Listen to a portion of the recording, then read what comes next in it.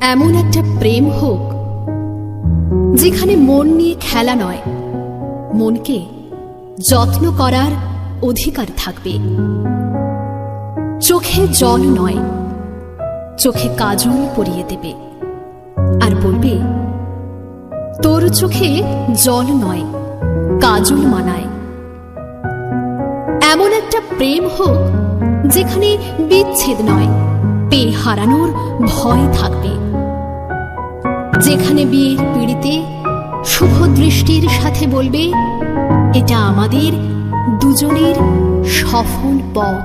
এমন একটা প্রেম হোক যে যত্ন রাখবে বাবার মতো, ভালোবাসা দেবে মায়ের মতো।